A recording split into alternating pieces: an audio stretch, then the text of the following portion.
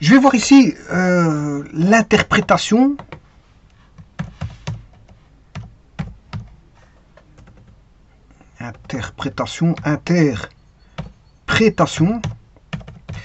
de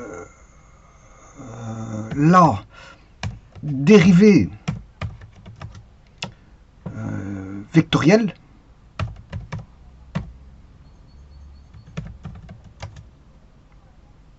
interprétation géométrique de la dérivée vectorielle en 3D.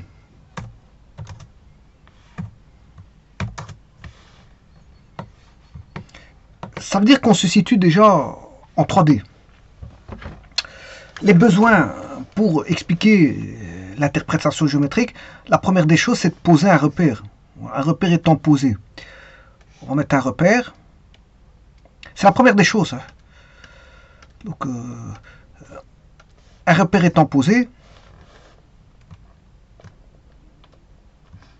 dans l'espace. Ce repère, c'est un repère direct. C'est un repère orthonormé direct. C'est un ROD, repère orthonormé direct. C'est-à-dire, si vous avez le vecteur de base I qui est là, perpendiculairement à lui, on a le vecteur J.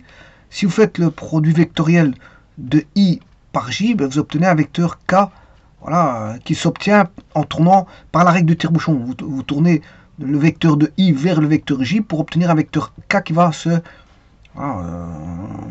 qui va suivre les règles du tire-bouchon, c'est-à-dire il va monter. Puisque si vous tournez un tire-bouchon dans ce sens-là, voilà. Ou alors il y a le petit bonhomme d'ampère, mais il faut utiliser en électricité. Bon, en mathématiques, vous pourrez utiliser le bonhomme d'ampère, pourquoi pas, ou la règle du tire-bouchon. C'est des règles mnémotechniques, donc ça marche aussi bien en mathématiques que dans n'importe quel domaine. Alors ici, vous avez l'axe X, Y et Z, et vous avez des perpendiculaires entre les différents axes. C'est pour ça qu'on dit qu'on a un repère qui est ortho de orthogonal, donc perpendiculaire, et normé puisqu'il possède une norme IJK. Et direct parce que, suivant la règle, on fait tourner le vecteur I vers le J, et on obtient voilà, un vecteur qui est perpendiculaire au plan IJ, et dont le sens est donné par la rotation de I vers J, donc le sens est tourné vers le haut. Quand on tourne le vecteur I vers J. Ça, c'est la première des choses. C'est-à-dire qu'on est en 3D, puisque en fait c'est la dérivée géométrique en 3D, et donc en 3D on a un repère. Ça c'est la première des choses. La seconde des choses, c'est une dérivée, c'est l'interprétation géométrique de la dérivée vectorielle, et pas, donc, sous-entendez dérivée d'une fonction vectorielle. C'est une fonction vectorielle. C'est-à-dire que la fonction, le vecteur V, c'est bien un vecteur, il est dépendant d'un paramètre réel, T appartient à R, et bien sûr V de T appartient à un espace vectoriel. Et donc vous voyez que le V varie en fonction de T. Alors il possède des composantes X, Y, bien sûr X fonction du temps. Je m'excuse de paramètre T, je m'excuse, paramètre T, parce que ici c'est une généralisation, c'est pas une particularisation. C'est une généralisation, donc le T c'est un paramètre tout court. Et on sait bien que quand on fait de la cinématique, le T c'est le temps. Voilà, c'est ça que je veux dire. Mais quand on fait la cinématique, c'est particularisé. Ici c'est une généralité. Ici ce que je suis en train de faire, c'est de l'analyse vectorielle. L'analyse vectorielle qui est propre à tout vecteur et pas à des vecteurs spécifiques de la cinématique. Donc c'est pour ça qu'ici, l'analyse vectorielle ici, bon, tout d'abord je généralise en 3D, ça c'est une chose, et la seconde, bon, je généralise avec une fonction vectorielle, où on a f de t, mais f étant un vecteur, mais ici le vecteur c'est v, c'est un vecteur v. Alors avec ces composantes dépendantes du paramètre t,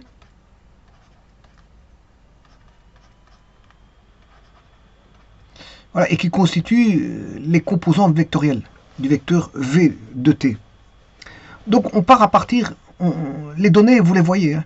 Les hypothèses, c'est qu'on a un repère 3D dans l'espace, qu'on a une fonction existante dans l'espace. Alors ces fonctions, bon, fait une variation, hein, subit une variation dans l'espace. Alors pour ça, on va, pour se repérer vectoriellement, ben, on va créer des vecteurs liés à l'origine O. Alors je rappelle que le repère R, c'est O.I, J.K. Donc il est constitué d'une base IJK, mais avant toute chose, il y a une origine. Hein. Par rapport à une origine, au départ, on fixe une base IJK, hein, qui sont tous les trois perpendiculaires et répondant à la règle du tire-bouchon, du petit bonhomme d'Ampère, voilà, pour avoir un repère orthonomé direct. Donc c'est une généralité. Donc vous voyez que les hypothèses qu'on a, on a un ROD avec une fonction voilà, V dépendant de T. Donc on a une fonction V qui est dépendant de T. Et bien sûr, tout va se voir au niveau vectoriel, puisque je traite des vecteurs. Alors ici, là, on a une situation, on a un point que je vais appeler M0, M0. Alors ici, je vais redessiner, parce que bon, M0 étant T0. Donc je vais redessiner le dessin, sachant que l'on a comme hypothèse avec un repère 3D, et qu'on a une fonction dépendant d'un paramètre, une fonction vectorielle dépendant d'un paramètre t. Alors vous voyez bien que c'est pas la dérivée d'une fonction. Hein. On n'est pas dans le cadre de la dérivée d'une fonction à variable réelle, c'est-à-dire, on va dire x par exemple à variable réelle, fonction à variable indépendante, x à variable réelle, et y à variable réelle. Donc x étant la variable indépendante, et là y étant la variable dépendante. Ça n'a rien à voir, puisque ici je traite du vectoriel. C'est une fonction vectorielle. C'est pour ça qu'ici je mets ça dans le cadre d'un cours d'analyse vectorielle, qui traite la mathématique vectorielle, dérivée partielle, etc., etc. Gradient, rotationnel et tout ce qui s'ensuit. Voilà. Donc l'analyse vectorielle, c'est ça. Et donc, bien sûr, beaucoup de domaines peuvent s'accaparer de cet outil d'analyse vectorielle pour pouvoir élaborer des théories concernant, je veux dire, les domaines qui utilisent cette analyse vectorielle. Par exemple, je prends dans le cadre de la cinématique, effectivement, là d'office, on a voilà, des mouvements avec des courbes, de déplacement, des courbes de situation de points qui effectuent un déplacement. Voilà. Donc ils ont une mobilité dans l'espace, et donc on peut à chaque moment décrire une trajectoire en fonction de la situation de chaque point en des moments prédéfinis. Et donc on trace une courbe, voilà, situationnelle en fonction du temps. Et on sait voir la trajectoire d'une courbe. Et on peut étudier la trajectoire de la courbe. Et la vitesse, l'accélération, tout ce qui va avec la cinématique. Mais l'analyse vectorielle n'est pas propre à la cinématique. Tout domaine peut s'accaparer l'analyse vectorielle. Je prends par exemple le cas de la mécanique des fluides. La mécanique des fluides peut faire tout azimut de l'analyse vectorielle, parce que là, les vecteurs sont, on va dire, les bienvenus pour expliquer beaucoup de théories sur la mécanique des fluides. Donc là, fatalement, l'analyse vectorielle, vous retrouverez du gradient, et en électricité aussi. Hein. On va retrouver du gradient, du rotationnel, aussi bien en mécanique des fluides qu'en électricité. Donc c'est pas propre à la cinématique d'avoir voilà, des dérivées vectorielles ou quoi qu'est-ce. Donc ici, j'ai dit que j'avais fixé un repère 3D qui est fixé. La première des choses, c'est de placer un repère dans l'espace pour pouvoir établir, décrire une fonction dans l'espace une fonction dans l'espace, une fonction vectorielle. Hein. Et donc là, bien sûr, on a I, J, K. Et donc, à partir d'un vecteur lié à l'origine, ben voilà, ici j'ai un vecteur que je vais appeler, enfin bien sûr, l'extrémité va indiquer un point M0 à l'instant T0. À un autre instant, qu'on va appeler T, un instant T, on a un second vecteur toujours lié à l'origine, qui est au point M à l'instant T. Alors celui-là, bon, le vecteur en V, en vert, je vais écrire en vert, je peux l'appeler V à l'instant T. Par contre, celui en orange, je peux l'appeler V0 T0 ou encore V tout court à l'instant T0. C'est la même chose. Hein. C'est deux écritures différentes. C'est pour vous dire que le V0, c'est pour vous dire que c'est le V à l'instant T0. Bon, la plupart du temps, j'écris comme ça. Mais comprenez ce que ça signifie, tout simplement. Une fois que vous avez la signification, ben, vous pouvez extrapoler et vous dire que bon, ça signifie ceci. Hein. Bon, je mets un V0 pour vous dire que c'est autant t égale 0. Donc je force la chose à la compréhension pour dire que c'est le V à l'instant T0, tout simplement. Donc j'appelle ça V0. Bon, alors, si maintenant le V0 vous dérange, vous mettez V de T0. C'est pas un problème, mais en tout cas, il y a égalité entre les deux. Ils ont même signification. Maintenant, à partir de là, va découler un nouveau vecteur.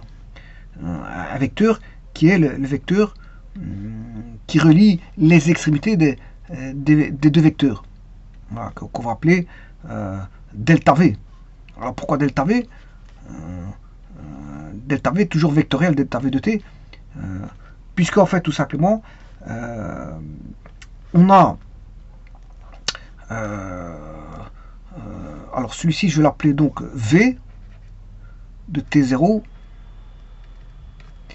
envers V de T. Voilà.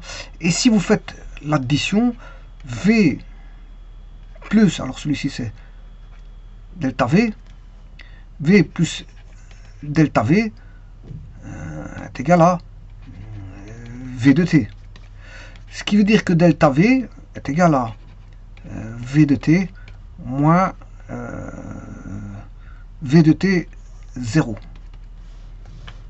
Donc on a bien un accroissement. Hein. Donc ça représente l'accroissement. Pour passer de M0 à M. De l'instant T0 à l'instant T.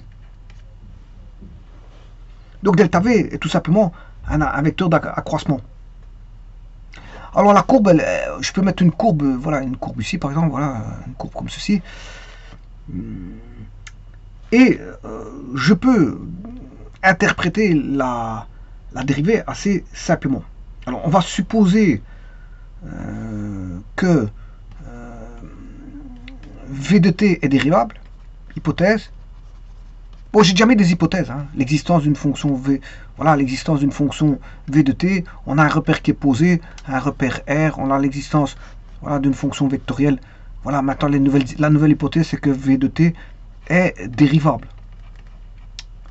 La fonction vectorielle V de t est dérivable pour l'endroit où je vais chercher la dérivée, c'est-à-dire pour t égale t0.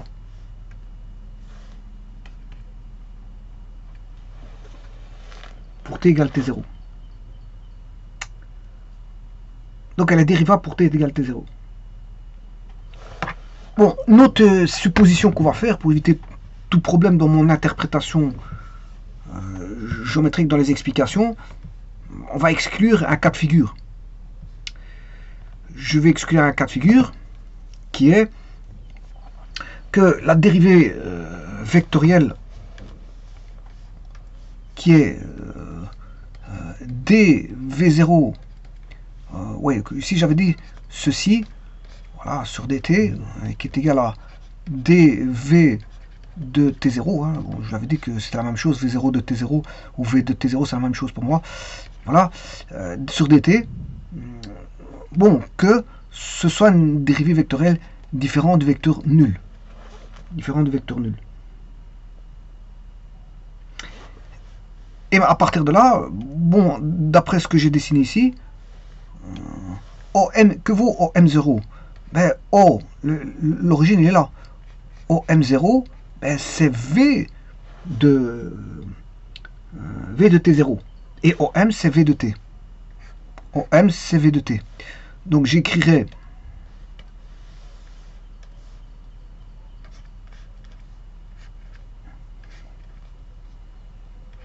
V de T0,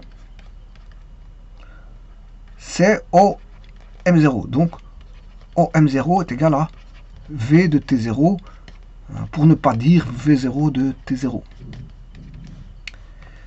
Voilà, ça c'est pour le vecteur OM. OM0, c'est le vecteur ici. Lié à l'origine. Hein. Lié à l'origine. Et l'extrémité donne le point M0 à l'instant, bien sûr, T0.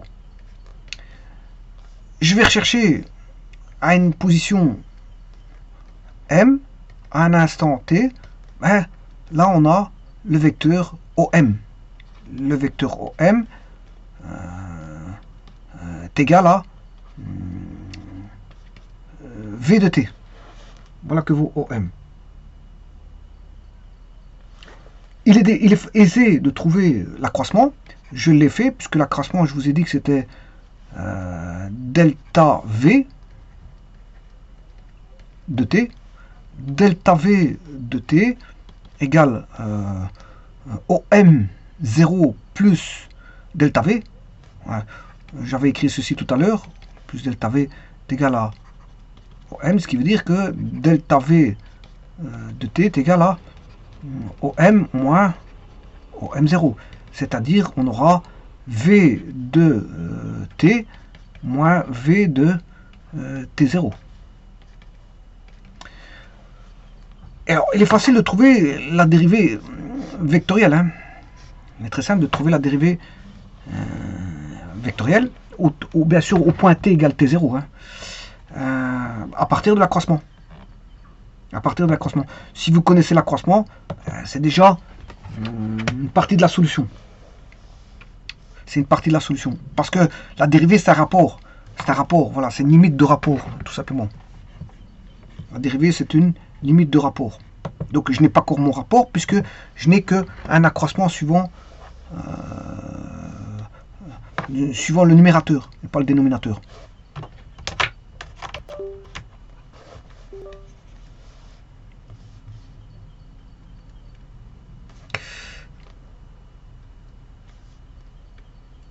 Donc, c'est déjà ça de gagner, c'est qu'on a l'accroissement, c'est-à-dire le numérateur pour avoir la dérivée.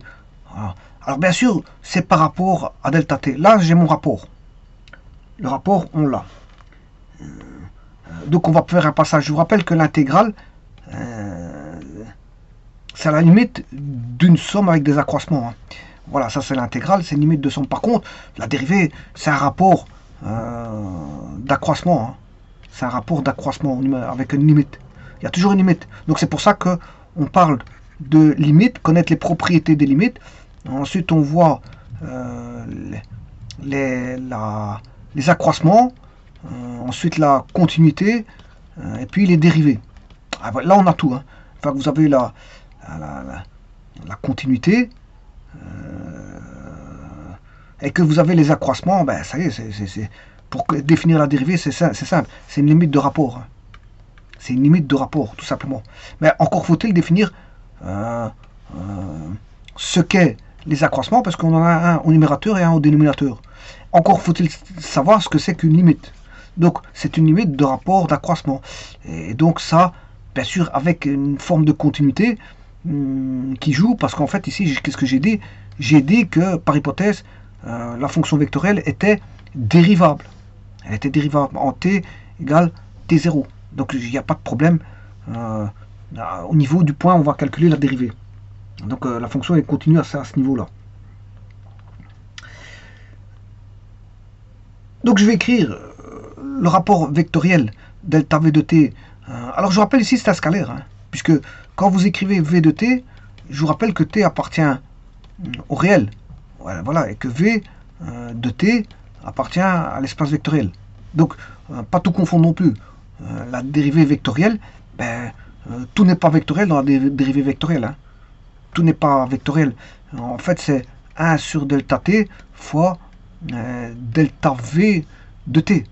Bon, j'écris mal mes v, mais enfin bref. Delta v de t. Voilà. Ça, c'est un rapport d'accroissement, sachant que ceci, c'est un, voilà, c'est un réel. C'est un réel. Puisque t appartient au réel. Ce qui est vectoriel, c'est ceci. Donc, au bout du compte, on a quand même un vecteur, parce qu'on est dans un espace vectoriel, et que si vous multipliez un réel avec un vecteur, ça donne un vecteur. Donc, écrire delta v de t sur delta t est un vecteur, parce que c'est un vecteur qu'on multiplie par un scalaire qui est 1 sur delta t. Et donc, c'est un rapport d'accroissement. C'est bien le bon point de départ pour avoir... alors, bien sûr, ici, c'est au m0 moins... alors, vous comprendrez qu'ici, c'est le vecteur m0m. M0M. Et d'ailleurs, je vais le montrer à partir de là. Au M0 moins au M0, au M moins au M0.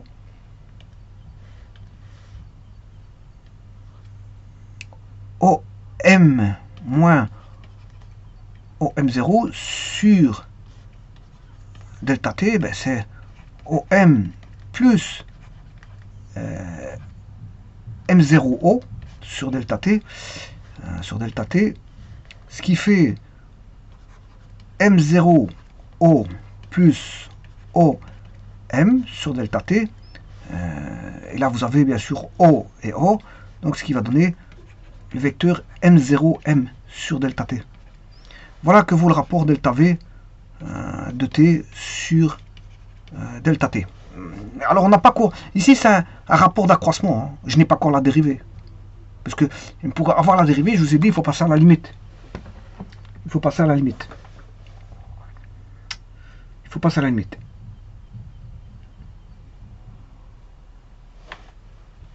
Alors maintenant, avant de devoir passer à la limite, bien sûr, je vais déjà voir qu'est-ce que c'est que ce M0M.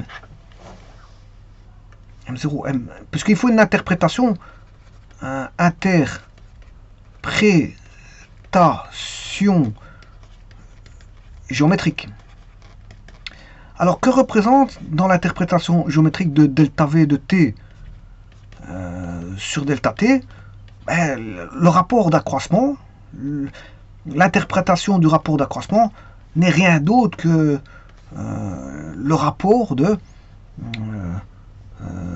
M0M, le vecteur que je vais trouver, sur delta t. M0M sur delta t.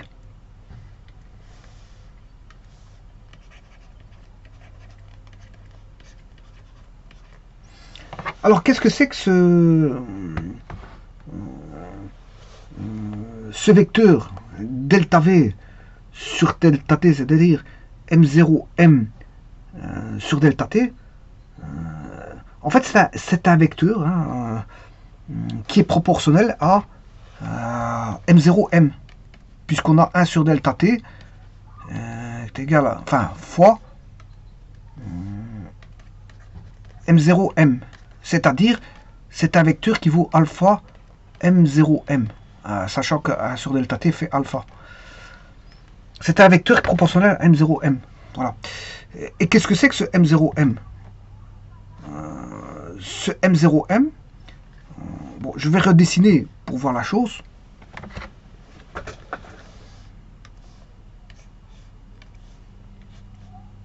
Donc on a un M0 ici, un M plus loin, à l'instant T, ici à l'instant T0, là c'est toujours lié, deux vecteurs liés par rapport à l'origine.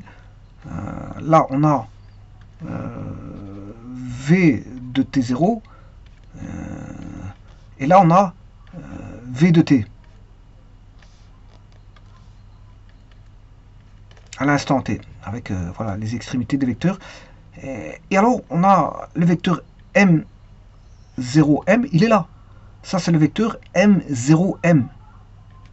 M0M, c'est le vecteur là. Qu'est-ce que c'est? par rapport à la courbe. En fait, le M0M est une corde. Voilà, une corde. C'est une corde. Voire même une séquente à la courbe C. C'est une séquente à la courbe C. Et donc, le alpha M0M, qui est proportionnel à M0M, est aussi, voilà, est porté par la séquente. Est porté par la corde M0M. C'est un vecteur qui est porté par la corde M0M, le delta V sur delta T. Voilà l'interprétation géométrique. C'est ça.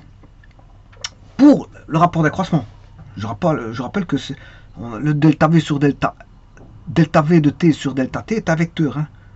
Donc le rapport d'accroissement est un vecteur, est une notion vectorielle. Donc d'ailleurs vous le voyez bien avec M0, M qui est un vecteur sur un scalaire, puisque T étant un scalaire, delta T étant un scalaire. Et maintenant on va passer à la limite. Alors qu'est-ce que c'est que cette courbe M? C'est les lieux de tous les points M effectués, voilà, par c'est le lieu des points qui décrit une trajectoire que j'appelle C, qui décrit, voilà, oui, une trajectoire. Donc ici on a bien une séquente qui est M0M, une séquente à la courbe C étant le lieu des points, de tous les points M à différents instants T. Et maintenant, je vais passer à la limite pour avoir la dérivée. Donc ça, c'est une séquente. Hein. L'interprétation géométrique, c'est, on va dire, c'est un vecteur porté par la séquente, puisque M0M est une séquente. Donc on va écrire ici, c'est un vecteur porté par la séquente M0M. Mais c'est pas encore la dérivée, parce que c'est juste un rapport d'accroissement. Pour avoir la dérivée, il faut repasser aux notions de limite. À limite. On va passer à la limite. Si je passe à la limite, quand bien sûr t tend vers t0, donc on va faire tendre, donc le vecteur ici, c'est v de t0. Voilà, on a un vecteur v de t, qui donne ici un point M, l'extrémité du vecteur donne, bien sûr si c'est l'origine du repère, qui donne un vecteur dont l'extrémité est un point M, voilà, à l'instant T, ici c'est un point M0 à l'instant T0. Maintenant, ce qu'on va faire tendre T vers T0. Voilà, on va faire tendre T vers T0. Bien sûr, la courbe, j'ai mal dessiné, on va faire ça comme ça.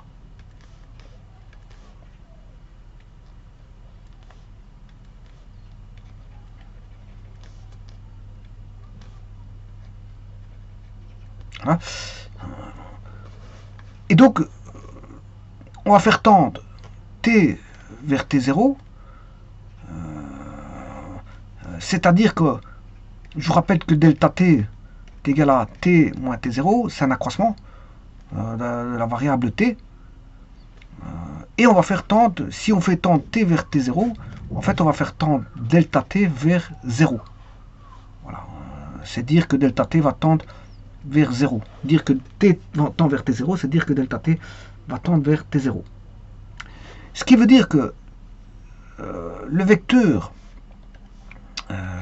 M0 qui est la séquente, mais le M va devenir de plus en plus proche, le point M va se rapprocher de plus en plus de M0, c'est-à-dire que là, M va tendre vers le point M0, c'est-à-dire que le vecteur M0M va tendre vers 0. Il va tendre vers 0. Et ça, c'est quand delta T tend vers 0.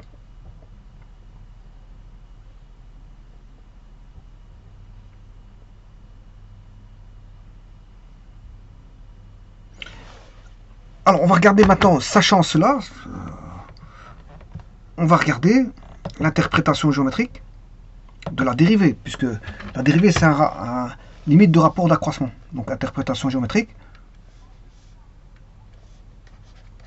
Interprétation géométrique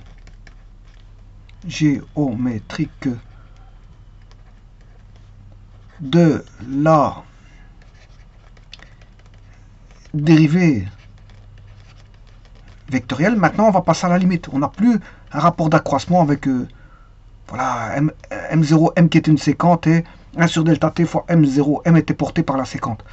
Bon, c'est autre chose. Ici, c'est tout autre chose. On va rechercher la limite quand delta t tend vers 0 de delta v de t sur delta t.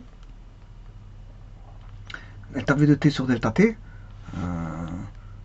Et ça, bien sûr, la dérivée existe. Par hypothèse, j'avais dit que elle existe. Bon, elle est différente. La fonction est dérivable. Voilà, elle est différente de la fonction nulle. J'avais dit ça, hein, qu'elle était différente de... D'ailleurs, il faut aller rechercher mes hypothèses. J'avais dit qu'elle était différente de la fonction nulle, mais qu'elle était dérivable. Voilà. Donc on a ça, voilà. Et ici, j'avais pris par hypothèse que bon, la dérivée existe en t0. Enfin, qu'elle est différente de 0.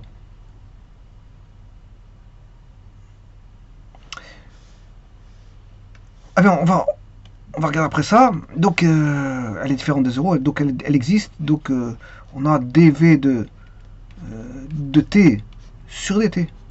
Voilà. Qui est le nombre dérivé en t0. Parce que je recherche la dérivée en t0.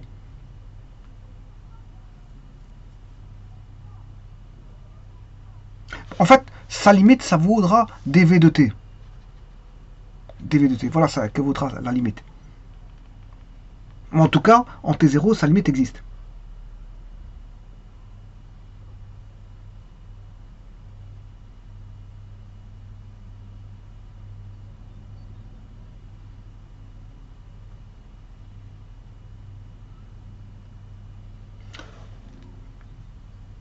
Donc, en interprétation géométrique, on a déjà une chose.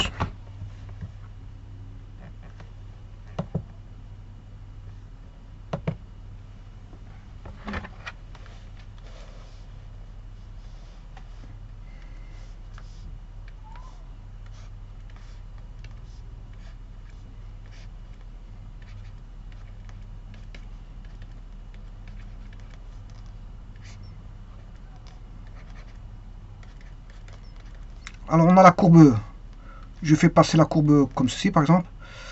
Voilà, ça c'est la courbe C, le lieu des points M, en différents instants, M0 en T0, et là point M en T, et que va se définir ici une séquente à la courbe ou une cohorte.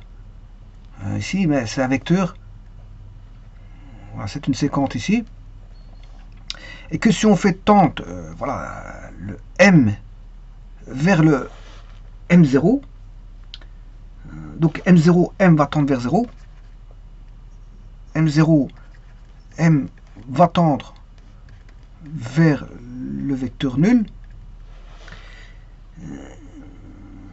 et la droite support de M0, là on a une droite que je vais appeler D,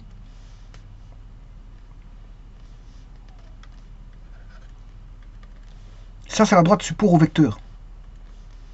C'est la droite support au vecteur. Donc le vecteur est sur une droite. Le vecteur là, M0, M est sur la droite D. Et donc la droite D est le support du vecteur M0. Et aussi il est support, comme on a ici M0 n'est rien d'autre que delta V. C'est delta V. Hein. Donc delta V de t tend vers 0.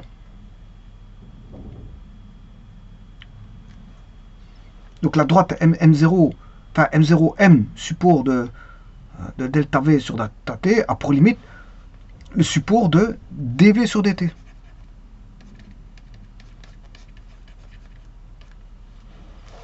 Voilà. Il a pour limite le support de dv sur dt. Et la courbe C, qui est le lieu géométrique de l'extrémité de V. La courbe C est le lieu géométrique de l'extrémité de V. Alors, le lieu géométrique de l'extrémité de V, il y a un nom, on lui donne un nom. On lui donne un nom, et le C, c'est ce qu'on appelle l'indicatrice.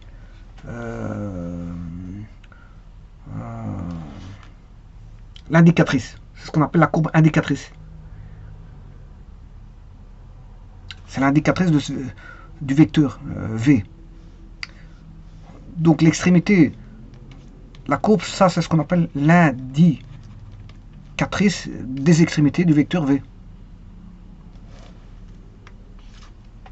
V va prendre différentes extrémités à différents moments, et donc ces différentes extrémités vont dessiner une courbe, et c'est ce qu'on appelle la courbe indicatrice voilà, du vecteur variable, parce qu'on a affaire à un vecteur variable. Je vous rappelle que V est variable. Hein. V est fonction de t. V est fonction de t. Donc V, c'est bien une fonction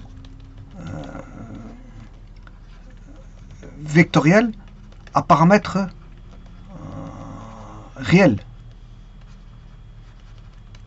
C'est-à-dire que on va ici, si vous développez ici ceci, vous avez une fonction. Hein. Une fonction vectorielle. Puisqu'en fait, ça c'est x, i, x de t, bien sûr. Hein. X de t, i, ben ça c'est un vecteur. Plus, puisqu'un scalaire fois un vecteur donne un vecteur. Plus y de t, j, voilà, ça donne un deuxième vecteur. Donc on a bien une fonction vectorielle, mais à paramètres réels.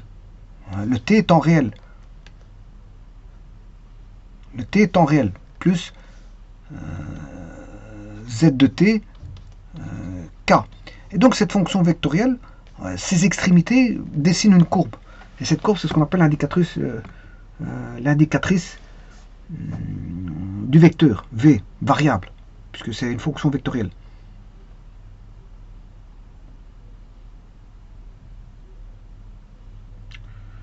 Et on va dire que la dérivée du vecteur, ici, qu'est-ce qui va se passer?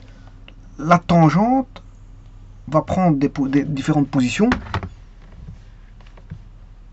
Enfin, la séquente.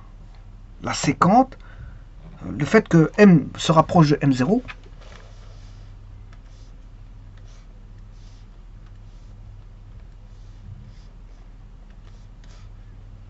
alors je vais dessiner de manière grossière pour bien voir les choses. Alors ça c'est notre vecteur de base, IJK, bon je redessine plus. Je vais juste mettre le vecteur V de T0. On a M0. On va rechercher la dérivée voilà, au point T0. Alors si je dessine l'indicatrice des temps, supposons que ça ce soit l'indicatrice. Voilà, c'est l'extrémité des vecteurs V. Alors, si on a V de T. Voilà. Supposons qu'on est là, on se rapproche, on va faire rapprocher M bien sûr de T. On va faire rapprocher M vers M0. Quand T tend vers T0, c'est-à-dire que delta T tend vers 0, c'est-à-dire ici quand M0M tend vers le vecteur nul. Bon. Alors on va faire ça. Alors au départ on a ici une séquente qui est la séquente M0M. Voici la séquente. On va rapprocher V de T ici. Ça c'est le V de T qui s'est rapproché de M0. La nouvelle séquente, la voici. Bon, je vais reprendre un troisième point. Je prends un vecteur ici. Et là, vous comprenez qu'on tend vers la séquence tend vers la tangente. À un moment donné, ben ici, on a une tangente. C'est un vecteur tangent. C'est un vecteur tangent. Donc, la séquente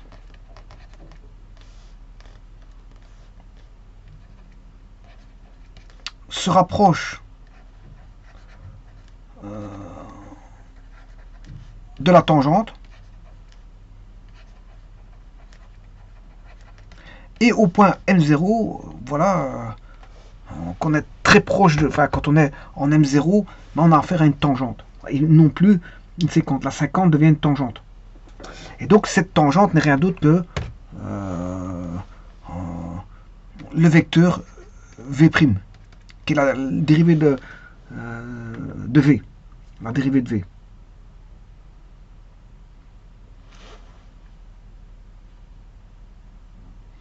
Et donc, on pourrait dire que l'interprétation géométrique du vecteur, l'interprétation géométrique, on va dire, d'une dérivée vectorielle, n'est rien d'autre que donc la dérivée du vecteur que je vais appeler v de t, la dérivée de v de t. Bon, la dérivée de v de t, c'est v' de t. V' de t. Et tangente. Donc on n'a plus de séquence, parce que pour faire l'étude, on se rapproche de plus en plus de... On fait rapprocher m de m0, on fait tendre m vers m0, on fait quand t tend vers t0. Voilà, c'est-à-dire que delta t tend vers t0, vers 0, c'est-à-dire que c'est une tendance ici, hein. C'est une tendance. Alors que M0 tend aussi vers le vecteur nul. Bon, et alors, le rapport de delta V de t sur delta t, et quand on passe à la limite, quand delta t tend vers 0, c'est-à-dire quand t tend vers t0, là on a voilà, V' de t, c'est-à-dire dv de t sur dt, bien sûr, différent de 0 ici. Alors, le V' est tangent à la courbe C. Et la courbe C n'est rien d'autre que l'indicatrice, la courbe indicatrice. C'est la courbe indicatrice. Donc, à l'indicatrice de ce vecteur. La dérivée de V de t est égale à V' de t tangente à l'indicatrice qui est la courbe C de ce vecteur variable.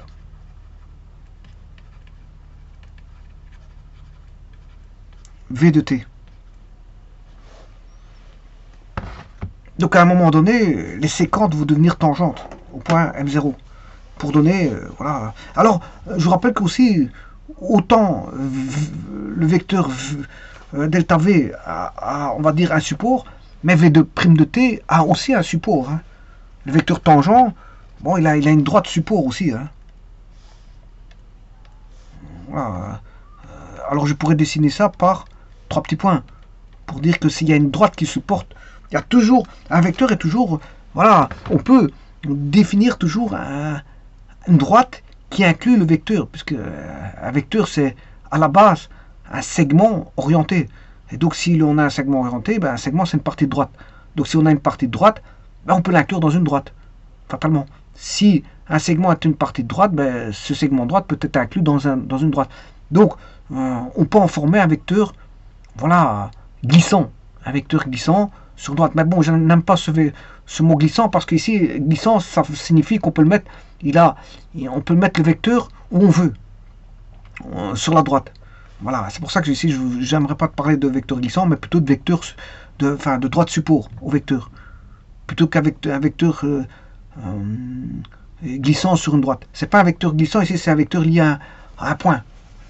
Donc je n'aime pas d'utiliser ce mot-là, mais bon, je l'ai utilisé, mais bon, c'est un abus que je fais. Mais en fait, ici, le vecteur V, il est lié à des points M qui sont... enfin, il est lié à l'origine. Ils sont tous liés à l'origine, hein, les vecteurs V. Ils sont tous liés à l'origine, mais ils ont tous pour extrémité, voilà, un ensemble de points qui forment une courbe. Et cette courbe, c'est l'indicatrice C du vecteur variable. Donc l'extrémité, si je calcule la dérivée, V' de t, ben, il est lié au point M0, hein, parce que je calcule la dérivée en M0. Je calcule la dérivée en M0. Je fais tente M vers M0, donc c'est la dérivée, voilà,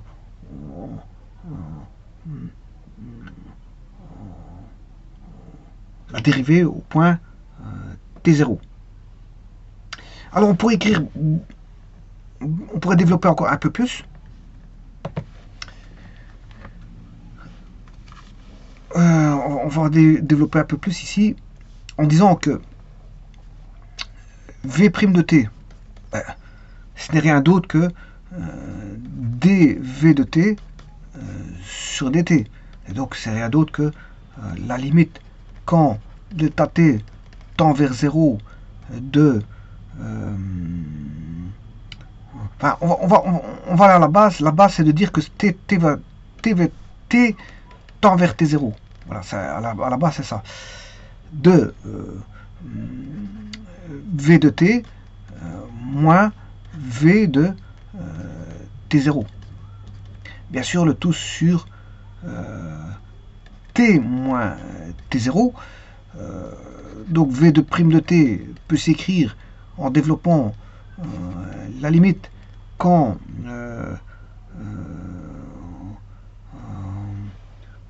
alors en posant, je peux poser, on sait bien que un accroissement delta t c'est t moins t0. Voilà.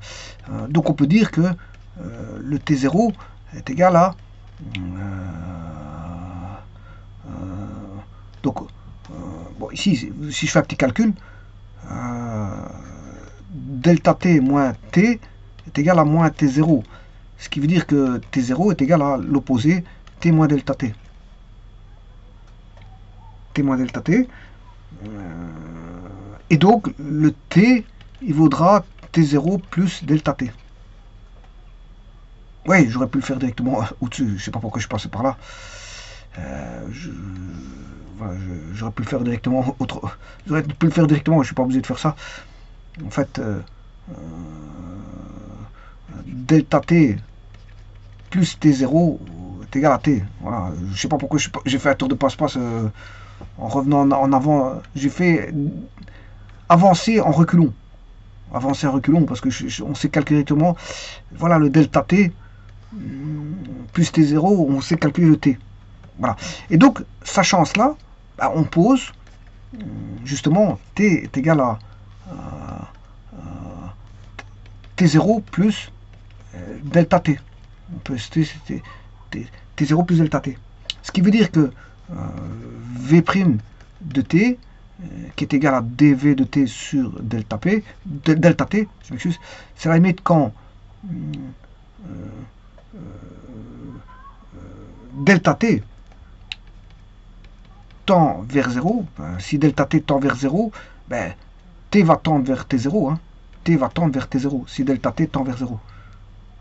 Alors je rappelle, si la limite, quand t tend vers t0, de t moins t0 vaudra la limite quand delta t tend vers 0 de delta t. C'est la même chose. Alors, ici justement, on va faire la limite quand delta t tend vers 0 de v de t moins v de t0 sur... alors, je remplace t par t0 plus delta t. Donc on aura t0 plus delta t moins t0, ce qui fait la limite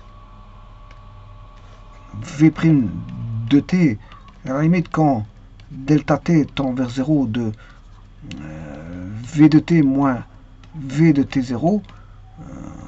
Bon, ici le vecteur je l'ai mal passé, v de t0 sur ben, t0 moins t0, ça fait 0 sur delta t. Sur delta t. Alors, il y a encore quelque chose que je n'ai pas remplacé, bien sûr, c'est le t. Je vais le faire tout de suite.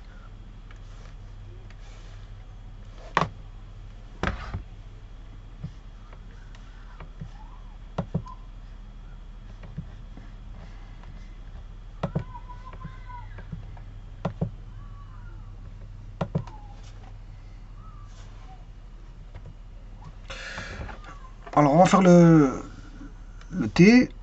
Je vous rappelle que le t est égal à t0 plus delta t. Donc, v' de t va s'écrire à la limite quand delta t tend vers 0 de v de t, c'est v de t0 plus delta t moins v de t0. Le tout sur delta t. Tout sur delta t.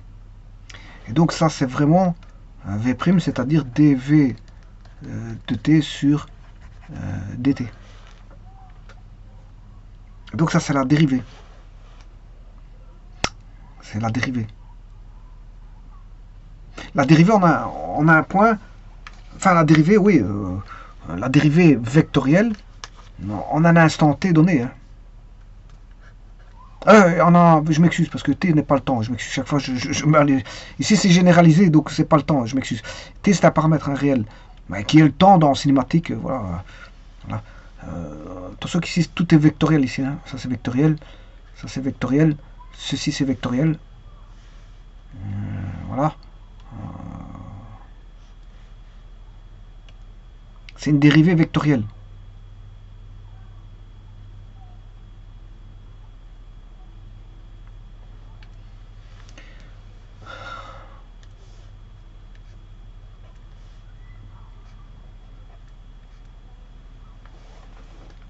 Et donc la dérivée signifie que vous avez un vecteur avec bien sûr une direction, un sens et une intensité. Il y a un point d'application. Le point d'application, c'est là où on calcule la dérivée. Par exemple, si vous le calculez en m0, en t0, ben, si en t0, le point est en m0, l'extrémité du vecteur est en m0, ben, vous allez calculer la dérivée au point m0, à l'instant t0. Voilà. Ça, c'est le point d'application, ce sera m0. À quel moment, à quel instant t? Ben, à l'instant t0. Quelle direction qu'il aura? La direction, ce sera la tangente à la courbe au point m0. C'est la tangente à la courbe au point m0. Voilà. Donc la grandeur, vous voyez que la grandeur, elle sera calculée bien sûr par v' de t. La grandeur, on l'aura par v' de t. Connaissant dv sur dt, ben, pour avoir la grandeur du vecteur, il suffira d'aller chercher la norme de dv de t sur dt. Il suffira d'aller chercher la norme pour avoir la norme du vecteur v' de t. Donc il faut calculer la dérivée. Et bien sûr, la dérivée vous donnera le sens, s'il est positif ou négatif.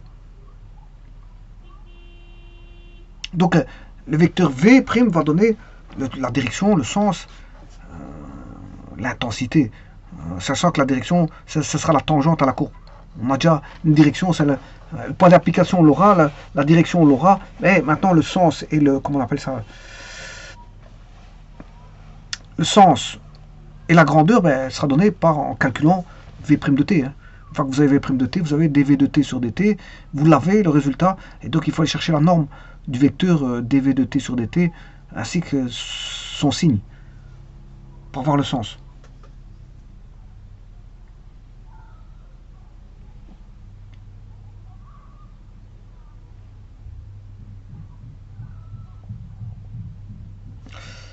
Donc l'indicatrice, c'est quoi? Ben, c'est l'extrémité du vecteur v. C'est l'extrémité du vecteur v. C'est tous les points d'extrémité du vecteur v variable, puisque v de t est une fonction vectorielle et donc variable, en fonction du paramètre t qui est un paramètre réel, et v de t est un vecteur. Je vous remercie.